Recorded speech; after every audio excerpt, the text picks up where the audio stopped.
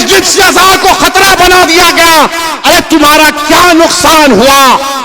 मगर अल्हम्दुलिल्लाह हम ठहरे हुए हैं, एक शीशा पिलाई हुई दीवार की तरह ठहरे हुए हैं। इन सबको देख रहे हैं, इन सबको देख रहे हैं, और हमारी जबान से क्या निकलता? हस्बुनल्लाह व निअमल वकील, हस्बुनल्लाह व निअमल वकील, हस्बुनल्लाह व निअमल वकील। तो अगर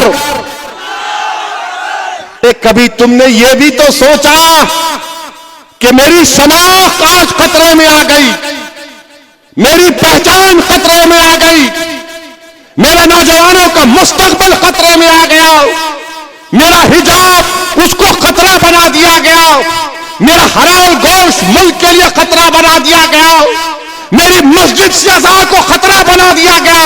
अरे तुम्हारा क्या नुकसान हुआ? मगर अल्हम्दुलिल्लाह हम ठहरे हुए हैं, एक शीशा पिलाई हुई दीवार की तरह ठहरे हुए हैं। इन सबको देख रहे हैं, इन सबको देख रहे हैं, और हमारी जबान से क्या निकलता? हस्बुनल्लाह व निअमल वकील, हस्बुनल्लाह व निअमल वकील, हस्बुनल्लाह व निअमल वकील। तो अगर प्रधानमंत्री सच्चाई को मैं अब बयान कर रहा हूं, क्या मणिपुर में 300 चर्चिस को जला दिया गया, क्या वो डिस्क्रिमिनेशन नहीं है? 300 चर्चिस मणिपुर में जला दिए गए। क्या उत्तरकाशी में मुसलमानों से नहीं कहा गया कि छोड़कर भाग जाओ, तुम्हारा बायकॉट किया जाएगा? ये डिस्क्रिमिनेशन नहीं है। वजीर आजम क्या आपका दिल्ली के एमपी ने नहीं कहा कि मुसलमानों से कोई खरीदो फरोख्त मत करो, क्या ये डिस्क्रिमिनेशन नहीं है? वजीर आजम क्या आपने CAA का कानून मजहब की बुनियाद पर नहीं बनाया, क्या ये डिस्क्रिमिनेशन नहीं है? माइनॉरिटी वेलफेयर का बजट आपने 40% कम कर दिया, क्या ये डिस्क्रिमिनेशन नहीं है? आपने मौलाना आजाद फेलोशिप को खत्म कर दिया अल्पसंख्यक समाज के लिए। अब कोई मुसलमान बच्चा फेलोशिप और PhD नहीं कर पाएगा, क्या ये डिस्क्रिमिनेशन नहीं है? प्रधानमंत्री डिस्क्रिमिनेशन यही भी है कि आपके 306 MP में एक मुसलमान MP नहीं। डिस्क्रिमिनेशन यह भी है कि आपके पास एक मुस्लिम मिनिस्टर नहीं। बताओ प्रधानमंत्री, फिर आपने क्यों कहा? ये मुझे बड़ी तकलीफ हुई कि आप से इस तरह का सवाल वॉल स्ट्रीट जर्नल के जर्नलिस्ट ने कर दिया। हम तो उम्मीद करेंगे कि भारत के जर्नलिस्ट भी पप्पा जी से इस तरह का सवाल करेंगे। करेंगे नहीं करेंगे नहीं मालूम, मगर अफसोस हुआ देश के प्रधानमंत्री आपसे इस तरह का सवाल हुआ।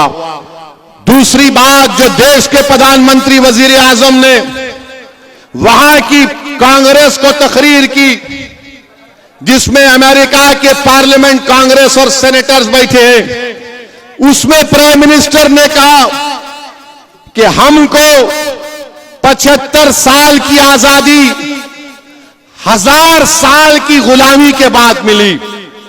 देश के प्रधानमंत्री, आप क्यों ये झूठ बोलते हैं कि 75 साल की आजादी 1000 साल की गुलामी के बाद आप बोलते मिली है? तो फिर देश के प्रधानमंत्री, आप ये बताओ कि अगर 75 साल की आजादी जो हमको अब मना रहे 1000 साल की गुलामी से मिली, तो फिर अंग्रेज तो 200 साल हुकूमत किए ना? क्या मराठा लोगों की हुकूमत नहीं थी? क्या पेशवाओं की हुकूमत नहीं थी? क्या चोलास की हुकूमत नहीं थी? क्या विजयनगरा की हुकूमत नहीं थी?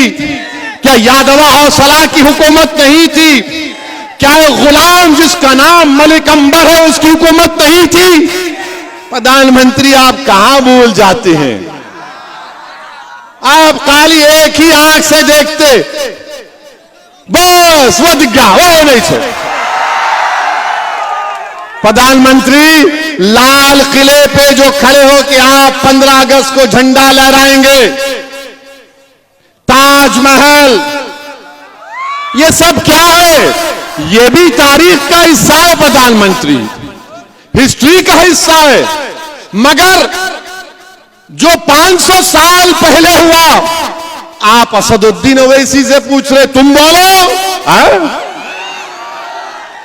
अरे भाई साहब, हम जो है बाबा आदम की औलाद हैं।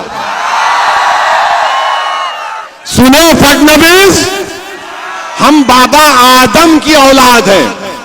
और बाबा आदम जब दुनिया में पहला कदम रखे तो हिंद में रखे, तो जब अब्बा यहां पे कदम रखे तो ये अब्बा की जमीन हो गई, ये अब्बा की जमीन है। तो अब्बा की जमीन से अब कोई निकलने वाला नहीं है। हम सब लोग आदम की औलाद हैं। किसकी औलाद है?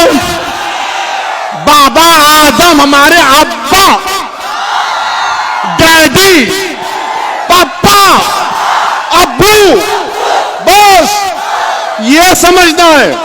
मगर इनकी औलाद, उनकी औलाद, अरे तुम क्या औलाद की एक्सपर्ट हो क्या?